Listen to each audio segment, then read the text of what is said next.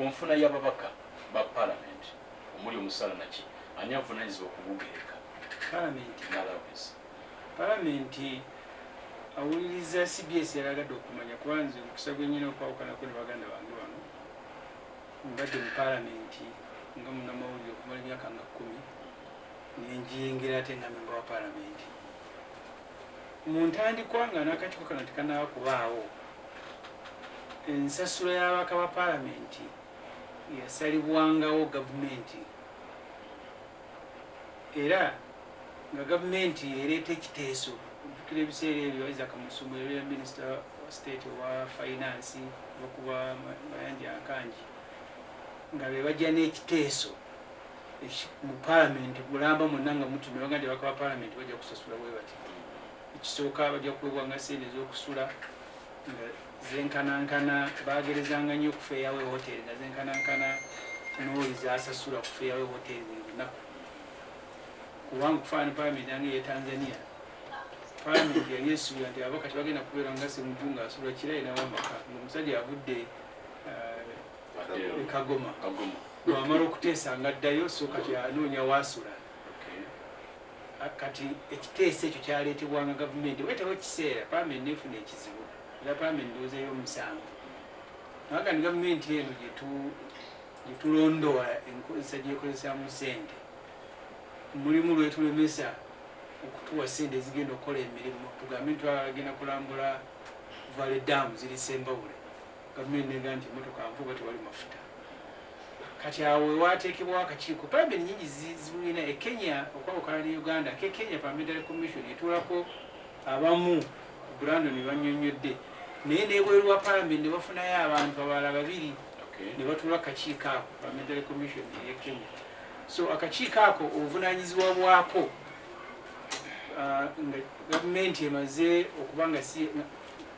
katuuka nga ke katunuulira n'ensasula y'ababaka ba parliament n'ey'abakozi era nze we nakulemberera komiti ya Kosase mu parliament ripooti gye nafulumira parliament yagisinziirako n'ekyusa n'emisaala abakozi gye baafunanga kerako wa parliament yakulira abakozi yafunanga miliyoni 3 naye mu ripooti yange mwalimu abakozi ba gavumenti ze bafuna gavana wa Bank of Uganda yali ku miliyoni 5.4 abali mitongole nga URA KCC miliyoni 45.37 kati parliament akakiiko ako nekakolo omusomo nekaddamu nekalambika ensasula y'abakozi ba parliament bwe kaba kamaze okuteekateeka emirimu egyo tekalina buyinza bwekumeredde kabuteeka mu ripooti gye kayita mu parliament ey'awamu ekyayawukanako ku mulundi guno bwe baba bayisa ensako baya abakozi oba ababaka ba parliament tekyakubaganyizibwako nnyo birowoozo kuba ateerinayo ekiteeso kijjanga bwe kyajjanga kijja kimu kati egira mugugu mwe muli engato mwe muli esuuti mwe muli muwogo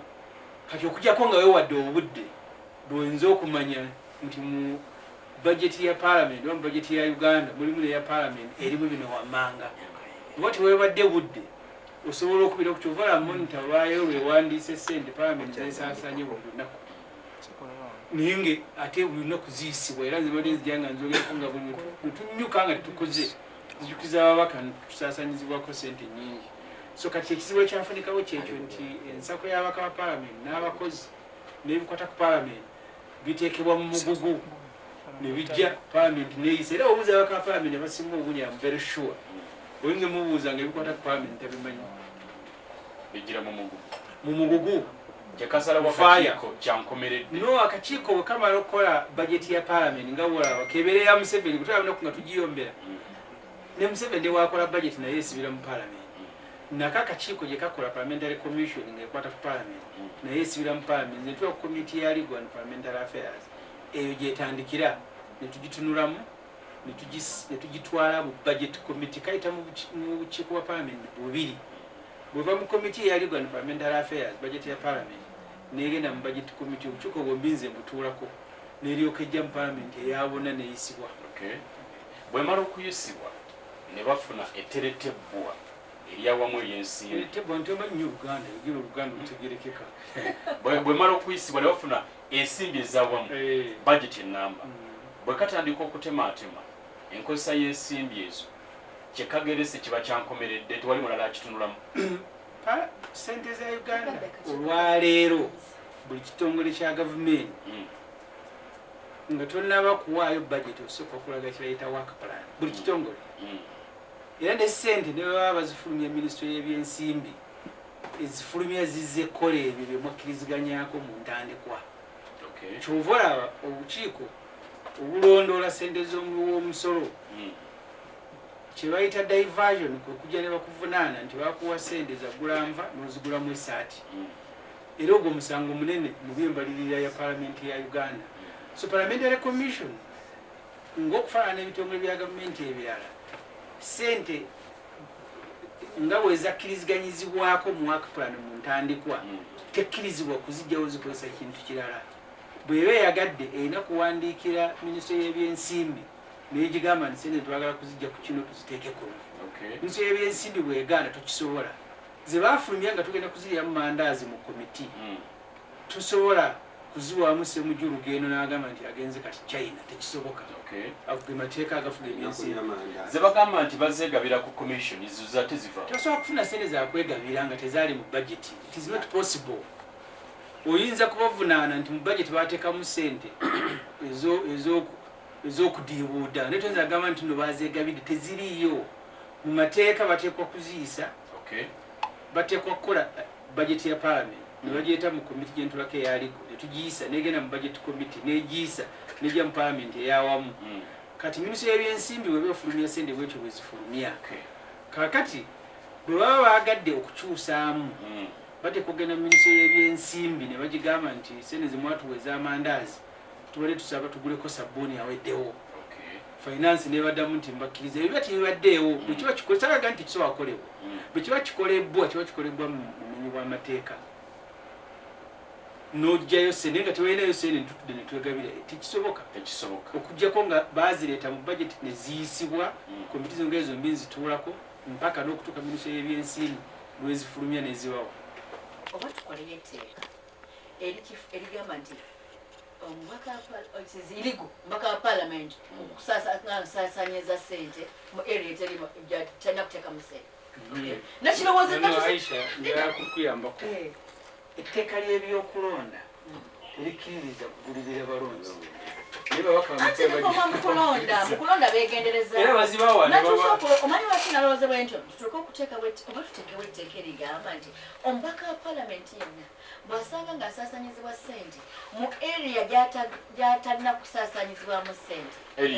abeere nga zizza omusango nga kulima nguudo kuzimba malwaliro kusasula fiizi z'abantu okola ki omanyi lwaki njogera bwentyo mwidonto bamabaka wa parliament bali shy singa abamanaginga ensente z'ababaka wa parliament bavaayo ne bakubuulira kyabagamba nti bafuna miliyoni nga 3 sente z'ababaka wa parliament zaawukana okusinza ku gye tuva naye kizibu nnyo okusanga ekyoka kirina omubaka wa parliament kibanga omusaala afuna miliyoni 6 nezigwamu zeki 5.7 ku 11 kubanga okuvaako omusolo okuvaako ki endala ensene omubaka wa parliament zaafuna tugitansa kubuzaabuza bamuddizaawo ebyo byalina okubeera ng'asaasaanyizza okitegedde amafuta agavuga bakubalirira nti bwoba ova eyumba okujja e Kampala okuteesa osuubira ojja kuddayo mu wiiki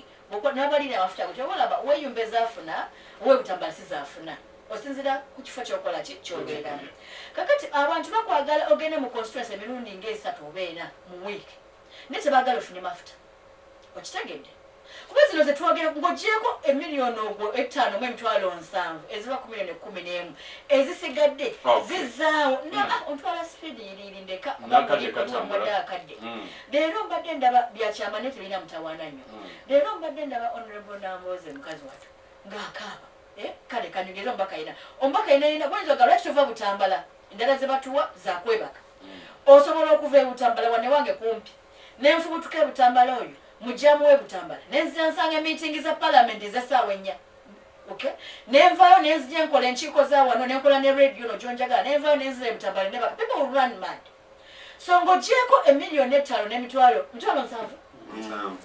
ezisigadde omubaka wa palamenti bamuddizaawo ekyo kyasaasaanya okusobola okukola obubaka bwa palamenti.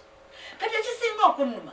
ate zituluma ffe abantu muwa omusolo zimuluma ate ng'omuwa omusolo yakutendeka akasito come back to the constituency ne bwayo omufuleero n'enkya n'abayo olina okunnyonnyola lwaki tozeesa ne bw'abaayo ensonga enkulu ennyo mu palamenti nga nkulu nnyo ddala egasa abantu bakwagala at the same time ogenda okola ki oziike. So abantu baffe okulemerera okutegeera omulimu omutuufu ogw'omubaka wa palamenti ne twagala nnyo ebirala ziba nali nga noonya akalulu nayitanga samuli n'akatungulu toyinza kuddirira nnyanya na bunzaali si nnyanya zikabali obutungulu n'obunzaali n'obikola bwe noteeka mu mazzi n'ompa nti nva no. That is a supplement gy'oyongerako owomese enva. Naye omumanyi mugombako epalamenti ebijanjaalo binyeebwa nyama kwegenda mu palamenti n'akola ki n'ateesa. Kati ekizibu kyabeena nti oluusi tukyamuka ne tulekawo abajja okutukolera ne tutulekayo abatakola ki abatala kutukolera ababaka ba palamenti bangi even to internalize on ebigambo nze sibavuma bansonyiwe that's what they are okutegeera ekigambo omuntu ogw'ekitabo bwekitogenda okisome akisome amale okukisoma n'okutwalayo minisita omu nga speaker amugamba gamba kino speak after me kyenyogera kyobokola ki oddamu I move ayire a minister a speaker coaching him on the floor of parliament. So the members of parliament we have atano ku 10 tuyinza okuba nga twetaaga okutemekebwa okw'amaanyi si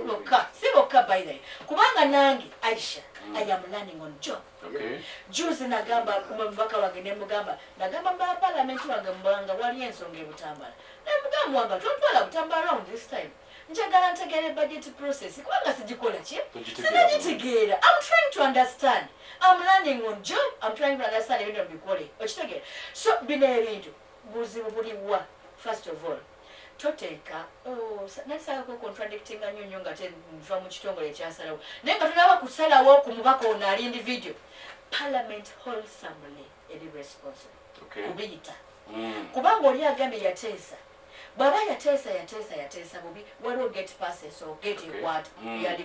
waliwo get eya budget waliwo get eyokusatu eya parliament. Where was parliament as a whole? Tubeerawo nga bayisa bino ate ne bwe twandibirabye ebikulu oluusi tetubiraba. Ono Ssemujju abyogedde bulijjo n'agamba nti omubaka president asasanya yabisomera mu parliament yabisasanya buli lunaku 2.4 bilioni meka buli lunaku zwagamba omupresident bajeti yezi bilioni 6 mu 3 buli lunaku wagamba meka buli lunaku asasanya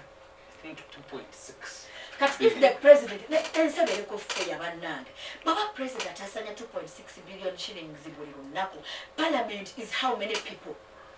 Parliament si babaka ba parliament yokka. Parliament includes the staff. Parliament ekalisuka abantu 1,500 wetwogera olwaleero bugatako staff n'ogatako naki leero ndabye mu monitor basasanya billion 2.6 billion wholesomely nazo nyingi okitegeera naye okubeera okukitegeera put it in comparative terms. Look at other organs. Tunulira organ ya president executive wekoza tis executive yokka yeyekanga president wetambuza otunulire parliament nga bwekola kigweri lwojja okusobola okubitegeera naye njagala kutegeeza abantu bwe tuba tukanyuga enkonyogo okuzikuba abaka ba palamenti nyingi esinga obungi zidda gye muli abaka ba palamenti mubatisse akazito akatali kaabwe ekisembayo mekesa leero kigambye abaka nga 3 ntuddemu nga Aisha tunulako waggulu gye tugenda someone wateeka okubawo omuntu akolera syndicate okukyayisa parliament ng'ekitongole kya gavumenti to demonize this institution kibeere nti at a certain point wayinza okubaawo ekiseera omuntu omulu walijja agambe nti parliament eveewo nga singa omuntu walijja agamba nti parliament eveewo tewali bwawawakana kubanga buli mwagenda agamba bayaye babbi batubabadda okitegeera kakati munnange musobola mwena okukwata emisene ne mufubutula parliament genda twakowa genda yes ekiseera kijja kutuuka kyangu nnyo omuntu okera olunaku lumu n'agamba nti bano tebalina makulu tebalina kye bakola baveewo leero parliament njijjawo ntaddewo amekanso after all abantu batono bajja kubeera nga 3 baddukanye eggwanga mulanga nti ebiriddirira nze nkola nga Piraato n'abangalo zange ne twakola ki twabagamba beera careful ng'omuntu akuba akazito institution yokka ekwogerera tulina amasiga ga gavumenti asatu tulina ey'abalamuzi tulina executive tulina neya parliament. Parliament ye yokka gwe mwolina eddoboozi lyo. Omuntu okubeera ng'asazeewo agimale akasago weebuuze Nabakyuyo omunene nnyo omulungi oyo newankubadde abantu bali ku Twitter bagezi balungi ne Nabakyuyo ayina kapasite efulumya documents zino zonna n'afulumya eno gwe toddamu beegano ga nti tekabeera akatego ketunaagwamu kenna kati akuba endulu kuba naye abalibawo mulimanya nti twayogera waliwo alina ekigendo ekikusike okuba essiga ly'abantu ku ttaka oba oliawo tukulemberwa amaki. Honorable Aisha Kabanda byeyogedde byonna bitegerekeka bulungi naye obuswanyi tuyinza okugamba nti buva ne mubakulembeze mu kibiina kyo kyoweererezaamu ekye-NUP era ekiwandiiko bivamu kuba kifulumya ne kisomwa ne mukamaawo akulira olwobula gavumenti mu palamenti. Ensonga nga zino abakulu temuzibannyonnyola tetulako eyo President Pulinsipo n'abalala n'obibanyonnyola nga bwetugamba wano okubitegeera obulungi. Obuswanyu is secondary twantegeera bubi. Obuswanyu obwavaayo ne Pulinsipo wange byayogera byajja nga biriwo oluvannyuma lw'ekyaliwo. Nze nkubuuzizza ekigendererwa kyoyo asazeewo okumetta enziro bukyanga palamenti eno eyingira mu palamenti bayira tetufuna nkobweru bukyanga palamenti eno etandika waliyo omuntu oba ekitongole ekisazeewo batewo nga alina n'intelligence system y'amaanyi okitegeera naye nga bakozesa amagezi mangi to demonize. President wange ebintu yabijja ku Twitter ye yabiteekako si yabiteekako so tokuba totuliriza kiso kya mbuzi kugamba nti kikulemeseza okutuga embuzi bw'otekubanga gwenyini gwe mutiitizi ani afulumya ebiwandiiko ebitafulumangako mu buli lunaku wateekwa okuba walina ekigenderere ekikusika. Bwe bifuluma bakamaabo mwatulakoko ne mubanyonnyola ekinyusi ky'ensonga eno kubanga kati bibayuzanga abakulembeze b'NUP eno Honorable Mpuuga eno Kyagulanyi n'abalala mwekuba mukanga abakulembeze mwanyonnyolega ebyo kankuyambe ekituufu ndi mukulembeze mu NUP ndi Deputy Secretary General kituufu n'olukiiko lwayogera ku nsonga za Mpuuga na lulimu njagala kubuulira nze nzikiriza mu institutions ebbanga entambudde n'ebintu nalimu and I'm bound by collective decision n'ekyokubiri ndi ku disciplinary committee ya ppate yange kisobola kutandika gamba Mpuuga oli mutuufu toli mutuufu President wange buki toli kubanga at the end of it all oyinza okwetoolola bijje mu kakiiko kenkola ki kentuulamu kati ebyo byakolebwa bitya saga kubyogerako kubanga mbirinze ndaba nga bikyalanda. So kyebalenga nti abakulu mwatuula naye nga abakulu mu kibiina ne mubanyonnyola amateeka nga bwe gafuga nga bwe gatambula. Bw'omanyi na bano bamanyi bwe mubeera mu kiiko ne mu endowooza zammwe buli omu endowooza yeekoma mu lukiiko lwe mwatuddemu enkomerero ekifuluma kibeera kibindinga mwena abaali mu lukiiko kati oba twabagamba oba tetwabagamba those are details ezisigala munda mu lukiiko bwe tufuluma na ddoboozi limu ery'olukiiko. Okay. Honorable Richard Lumu ndi gy'oli munnamityana oli munnamityana munnange ebigenda mu maaso biraba otya abamu bagamba nti akakiiko kana ka Parliamentary Commission kasusse okuyiwaayiwa ensimizomi w'omusolo era waliwo munnamateeka Sarabirete alwanira ddembe ly'abuntu n'agamba nti watondebwa n'akakiiko akalala kasobola okuluŋŋamya ebyo ebiyisibwa Parliamentary Commission. Gwe ng'omubaka wa Parliament na byonna ebiriwo ebigenda mu maaso ensonga zino oyinza kuzigattagatta otya n'ozitaputa? Njagala kweyazika bigambo bya mwennyinaze ono olw'obutamala n'okulowooza nti kyayogedde kyekirowoozo kyange kyennyini. Ndowooza nti waliwo ekkobaane amuyita ekkobaane ng'ate ligenderere okuvumaganya palamenti. Singa olaba ssente Honorable Ssemujju z'ayogedde nga zikozesebwa omuntu omu ali mu president n'olaba ne ssente palamenti zeekozesa ng'eyina abantu 2,000 naye ziri ne batazoogerako ne basirikira ddala weewuunya nnyo kakati kyobula nti nkwatagana naye ku ekyo. Ekyokubiri ŋŋenderedde nnyo buli wabeerawo ensonga ennene batuteerawo ensonga endala ng'ensonga eyo enyiiza nnyo abantu kyekiri kyagambye nti ndoza babeerawo abagezigezi ensonga eri eva mu gavumenti naddala oba ewa president neeyisibwawo nga teri agyogeddeko. Ennaku zino President Museveni yakola directive okujjawo ekkomera ly'e Luzira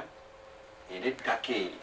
baliwetiyantanga simanyi kwogera Luchina ng'ekigambo kyekyo nange simanyi naye baŋŋamba nti ettaka ly'e Luzira eririko ekkomera ly'e Luzira lyonna square miles 2.4 bwe baŋŋamba simanyi kikakafu kyakyo mu bbaluwa y'emu eyo ebbaluwa ettaka eririko ekkomera ly'Ekirinnya yiika 240 nalyo baalitwala ne babaako bwe bayita omusigansimbi ne balimuwa kakati ffe ne batuteeka mu mbeera yakwogera ku miliyoni 5 era ne tuba bakambwe nnyo ekyenkanidde awo ne tutayogera kubanga nze nsula Luzira bwe mba njagala okugula yiika y'e Luzira enkalu nga tekuli kintu kyonna ng'eddukiramu mmese na misota bansaba wakati wa miliyoni 8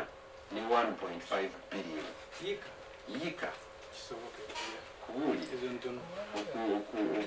okusinziirawo eri bana okusukkamu kati bwogenda ngambye okusinziirawo eri bwogenda ku lusozi ate ezo zisukkawo nnyo naye Luzira prison byonna ebirina eri ku mazzi erina awali obusozi erina n'awali ebikko sinnawulirayo muntu yenna okugjako mbwa tekamwa ate nali ndi ku mirimu emito kakati tuli ku mpuuga tuli ku miliyoni mmeka 5 omukulu w'amakomera we yazze mu kakiiko ka palamenti yagambye nti mwali mwalwawo nadda okugjawo ekkomera ettaka mulikole ki mulikozese nenninda ndaba abalonzi abalonzi baffe babiraba bulala nakyogeddeko mu constituency naŋŋamba tulifaako ki leka ligende tuba tuwonya okutusiba atamandali bagenda kuweza sente ze bagula awalala bazimbewo ekkomera era bamusibirewo katono nnyo balale okukwatiramu awo katuki oba tekyatugamba nti tutunuulidde ensonga y'amakomera yettaka y'embeera eriwo eya ssente eby'ettaka ly'amakomera ne tubibuusa amaaso sinalyokka wano waliwo omukazi oyo gwe tubadde twogerako wano peneti bamuwa yiika ennammampe 11 nga bamuwadde nti agenda kugula mmwanyi ne tumulemesa okugula emmwanyi naye ettaka liri tebalimuggyako eryo nerikola ki nerigenda naye singa yiika y'ennammampe simanyi sente zeegula bazitunanga mitwalo gya $5 mitwalo gya $5 almost 2 billion oli bamuwa liwe so nkirabye nnyo ekintu ekyo ate tetuli oluusi beegendereza bwe tuba tulonda nze neesimbawo emirundi 2 ogwokubiri nenzija mu palamenti naye bwe tuba tulonda issues oba ensonga abantu oluusi kwe balondera abantu ozitunuulira n'oga nti naye ddala eno y'ensonga omuntu okufa n'otaziika kikulu nnyo okusinga byoba oyogedde mu palamenti okufa notwaziika oba okufa n'ogenda mu okuziika kikulu nnyo okusinga lw'oyimiridde mu palamenti n'oyogera ensonga ezibakwatako kankuweeyo kimu waliwo miliyoni $10 zali mu budget twali manyize ntuula ne Ssemujju kumpyawo kakati ono yali ayogera naye nga nange nsoma akatabo nga nti alina experience y'oli nemusitulira nti nimugabo ate wano nanga nti yimirira oyogere nezo bazitwala nenyimirira nenga nti bano 10 kino kyebagenda okuwa omuntu okuyigiriza abantu okunywa kaawa ate ekyo ki banga sit down tewaliwo kintu kirala babugambi sit down naye saalabayo omulonzi yenna wadde bano bendaba ku social media avaayo naga naye sente ezo zigenda kukola ki naye tuzizze mu za Uganda ze biliyoni 3.75 kuyigiriza abantu kunywa kaawa so naffe abantu babulijjo nze sigamba nti okulya enguzi kwonna kulungi naye kyenjagala abatulonda batuteeke ku nninga emirimu gino gye batusindika okukola tugikoze oba nedda olwo balyoke batugireyo emmundu bakube naye olusogenda okulaba ekikubye esasi nga mutuufu tewali n'olwekyo tulina ekizibu njagala kwotingayo ate bayibuli ndi mukristo olumu yezu bamuleetera omukazi omwenzi amateeka g'abajewish oba abaisirayiri gaali nti omukazi bw'ayenda bamukubenga amayinja mu lujjudde akoleki afe kati balaba yezu ayitawo kyali kyakumukema kati waliwo bwe tukutte embwenzi naye nga tebaleese musajja abaleeta mukazi n'ababuuza ku mwenna atakolanga ku kikolwa kino yaba atandika okukola ki kumukuba amayinja mu mateeka ebyawaliko biraga bwe yesu yatunulanga wansi bwati bakabona baali bakuŋŋaanya asomera omuku omuti gwe nga buli ez'ebirabo zino waziteekawa emisinde oyo nadduka kakati bwe tuba tukomerera tukomerere nga tutaddemu obwongo muffe ffennyini waliwo faada abadde asoma emisa olwaleero nonaku nga bbiri mabega Masaka eyo bamuyita faada Mayanja Dennis Mayanja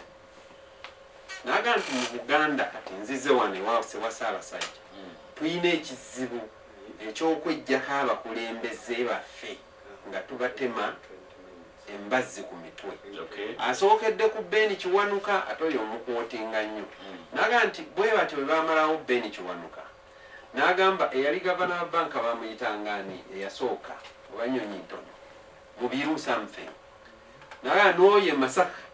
bamwogereranga ebigambo bingi nnyo nga bagamba olugezigezi lwamujjula kati omusajja n'agamba nkole ki ndoza yali Nnyonyi Ntono if I don't remember oyo ne bamutta ewaffe twayinanga Abavuma yanja kakyama singa mbabulira ebigambo nti bayogera ku Abavuma yanja nga bibi nnyo nemuleeta Nyanzi bwe bajja wa Abavuma yanja baleeta Nyanzi bwe bavuma Beni Kiwanuka bajjamu Milton Obote ye yajjawo obwakabaka wano tubeere beegendereza okumala ngaggatematema bakulembeze baffe kubamalawo kubanga abantu ab'amawanga amalala lwaki njogedde ekintu ekyo tunuulira nnyo abantu b'amawanga amalala mu kino sigamba nti tubeere nga tulinga nga tetufaayo ku mpisa zaffe tetufaayo biki bye tulina kukola abantu b'amawanga amalala ojjukira omusajja yabba eza gavi oyo omusajja minisita bamuyitangani oli yasinga okwotinga amannya agamanyi muwezi abantu beewaabwe bamanya nti yazibbye ne bagamba nti sebo omuntu waffe tomukwata bubi mutuwe tujja mumubonereza ekyo kye yali akoze si kibi nabali kye bakola okuddusa omubbi nakyo si kirungi naye omuntu wo bamanya olina okubaako engeri gy'omuzinga kyobola nnyima wano okwebaza Katikkiro Charles Peter atumanyi buli omu kumpi ndoza mwinako ripooti naye amanya nti ono omwana wange bwe mba nkuba mpumbye eki engalo n'olwekyo abantu bawana ekyo nakyo tukiyige naye ekyo saagala bampuliriza bagambe nti mpagira okulya enguzi siwagira kulya nguzi naye omuntu wo ng'azizza omusango kamalirize nakano kiringa bw'okwata maama w'abaana bo ng'omukwatiramu bwenzi naye maama w'abaki w'abaana osooka n'olowooza ku baana okusooka nga tonnalowooza ku ono kuba abaana bo bajja kgenda ku ssomero ate gwe wakikubye mu mawulire bagete si maama wo gwe baakutte omwana oyo okusoma kuba ku mulemye buli lwatunula wataga bano bonna bamanyi nti maama wange mwenzi afuna low esteem n'olwekyo njagadde nnyo akonkogere tuyige engeri y'okuterekamu abantu baffe mu bubi bwabwe tubagolole tukozeseeyo engeri endala nsanyuse nnyo onage nti baatudde era ebyo bye baatudde babyogere basale amagezi gonna balabe kino tukikwata tutya omuntu waffe tumukubira eyo emiggo bw'abanga alina ensobi eyo tumusabule naye bwe tudde eno tugaye nti muna ye muntu waffe bwe tukola ki bwe tulina ampuliriza oli komanda omuntu omu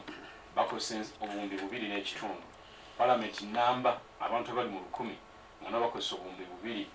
Hon Ibrahim Ssemujju akyogedde nti ensigo embi esigiddwa kuva ku taata neeyonoona ebitongole ebya wansi ekyo nawe okikkiriza? Okusookera ddala ebitongole byaffe bye tulina mu Uganda tugezaako bizimba bibeere nga byetengerera naye tubizimba bubi. Just emabegaawo nabadde wano ekirungi Ssemujju akyogedde, nabadde nsoma leader of opposition mu nsi wano okumpi wano ku East Africa byafuna ne level gy'aliko nga nange muli mu mutima ng'Omukristo nafunye okwennyamira engeri abantu gye bareactinzemu ku Bukristo munnange. Naye eri Kenya kiri clear. Leader of opposition ali ku level almost ya prime minister. Kakati kino Hon Ibrahim Ssemujju kyagambye n'abaisha kabanda agambye nti ono be babeera mu ffumbiro. Naye of course committee kubaka ababaka bangi ate ababaka bava mu different parties ng'ogyeko ne party kubanga ne mu party tugamba mbu ffe tulonda bano balina gye bava oli ajja atya okuba omubaka. Kakati oluusi ne resistance okulaba ekirungi kigenderamu awo. Juzi nali nga siri wane nengoberera nga agencies ziri kwekubira enduulu eri parliament ngagamba abannange muleme kutunyigiriza bano oluusi batuteeka mu mbeera tulina n'ababaka ndowooza ababeera nga baddiira in all kubanga wetuba ababaka ffena tuba mu parliament irrespective of their political affiliations amanyi okuloonya ano tetulina betumanya abagenda nti tusupervisinga kitongole kyo n'agendayoko mu office anti omanyi ntuula ku committee eno nonyeyo ku mafuta.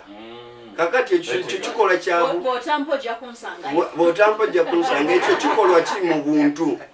kyobola ffenna tukwega mbadde ngamba ano Hon Ibrahim Ssemujju nga tuli ffenna nga naye bali tukuba ffenna naga nti kaba tukube tutereezeemu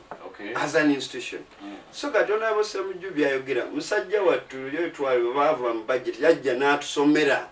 ekitabo nga bwagambye ng'ebitabo omugugu ku parliament nti nga lese report ng'ali kusoma okunnyonnyola abantu ensimbi gye tugenda naye nga bagambye era abadde ambuuza okusoma naye nga nange nsomamu bye nninamu interest. Onaabaishakanaga nti nayagala nange bwe ntyo njigira ku mulimu. So tuzimba ne twetaaga tufuneyo abantu. Hon Ibrahim Ssemujju yagamba ano okwefiiriza n'okwerekereza alisi ng'ogambye olikuteekawo secretariat ya patriotism ndowooza kitandikire ku ffe kitandikire ku bantu eno gye tuva nti ensimbi eriyo naffe tulaba naye ate the other side embeera eyafaana eya politics okuba nti is the most growing economic activity nga ono nebaisha bagambye kati n'abamu nabo bagenda eri mukulu omukulu ajja kujasaba ensimbi naye abajja omusajja akwata omuzinda district chairperson nga n'ababaka we bali oba omubaka parliament n'ayimirira ali in charge nze obuyinza bwemmanyi bwenna mu parliament nze ntema n'agamba ssebo taata pulezidenti tetulina luguudo. Ate bano abakulembeze abamu naffe ku level yaffe ojja kusanga nga lumu ajja kuyimira nti agamba oluguudo ngenda lukola kakati ojja mugamba lumu ogenda lukola ogenda lujjawo bwe ziba nti programu ya gavumenti n'awuliza agituula nako n'agistartinga. Kakati ekyo nakyo kitattanya ebitongole byaffe bya gavumenti kubanga bajja kulaba muntu bagambe ono onalebaishatyo ddaana ebisaaniko naye bwe tuba twagala ebyempowering naffe tubyempowering ffe tukole ogwaffe buli omu akola ogugwe. Njagala kugenda kuwummulamuko naye nga tugenda mu kuwummulamuko abaana bavuma Hon Ibrahim Ssemujju bali bakuvumyemuko ne bakuyisaamu eggaali oba gwokyabawulire abaana bayisaamu eggaali FDC bamisaamu eggaali nalugakawa nabadde entebe omusomo gwa Bank of Uganda UCC ogwa digital transformation netuddayo mu Uganda bwe babeerangawo rediyo ne TVM kusaawa 8 neggalawo ntugenda kusaawa 10 essimu zifuuse omuntu agenda kuli Uganda okwogera eri eggwanga bamalanga kumutendeka ku ssimu tebatendeka oli wava ku lubimbi ngavuma bavumirakati ekiseera ekyo tulina okukyetegekera ennyo kale nze munaku banensaayo nenga nti kati bano abaana bavuma mpuga singa batuvumirako mutabani wa Museveni ne bali ku mpuga gwamude ne bukya paka lwe buziba naye nze ndi musanyufu abaana bano okuvuma ku mpuga abaana bavuma besigye wano ne bamuluma ne ku CBS bamukube bampuga tebabagamu byemukola bikyamu omuntu yatugamba mu FDC if you teach your children to abuse other people when those people are not there they will abuse you. Mwenna abanupu collectively Aisha mwe mukulira amagye agavuma abantu ne musirika naye nammwe bajja kubavuma omu ku omu kyova ndi musanyufu mpuga naye kaba muvume bavume Sseggona bavume Muwanga buli omu bamuvumeko mpaka lwe banaatuuka ku Pulinsipo buli omu amanyi nti okuvuma si kirungi tusobola kubona omanyi nti kati ne mu mbeera ebatiisa okwogera naga ngende ku leediyo banvume bajja kunvuma kati eggwanga tusobola kulitambuza bwe tutyo nti mumuyina amagye omulimu gwabwe olina gyemu saati nomulanga ali ku social media gyemu saati ekimutuyanya kuvuma muntu naddeeka n'agamba mukyala wange kyembakoze olwaleero mmwe abakkiriza mmwe bakama b'amagye agavuma abantu ndi musanyufu nga bavume Mpuuga bavume Sseggona mpaka lwe banaatuuka ne bavuma Pulinsipo mpaka ekyo nga tumaze kukijjawo ekifo muntu yakituka abaana nga activist batusanga ndaja nankubiraga teri kutuula bano boardroom politician ne bavuma eggwanga ly'emitta eriyo abantu kye batamanyi Museveni yali mu nsiko bayitongwa Mugisha Hedeke bakamummu abakubanga emmundu wadwago Nyanzi si bayingira gavumenti gavumenti tesobola kutambuzibwa buli muntu Museveni lwatuuka Nabbingo n'atumya Ssemwogere n'atumya Ssebaana Zakala olumu Baratubo baani mmwe kyobola olwayo nange mu gavumenti ya Kyagulanyi nze minisita w'ebyensimbi Foot Soldier togenda kubeera minisita wa byansimbi ne bw'onaakola otya kubanga naye ayagala nkugambe ze mu paalamenti nzijjayo ebitabo n'embiyiwa ku mmeeza nitandika okutiisatiisa bano bakola kubanga manyi tebaabisomye okitegeera omuntu ali ku levo ya Mpuuga Ssemwogere Museveni yamusanga wano abaali mu nsiko ekyabantu lumungi ababire nga tulina obudde tubasomese Rwanda ebimu ku byabaleetera obuzibu baba batera okuwamba gavumenti ba Dr. Beyingana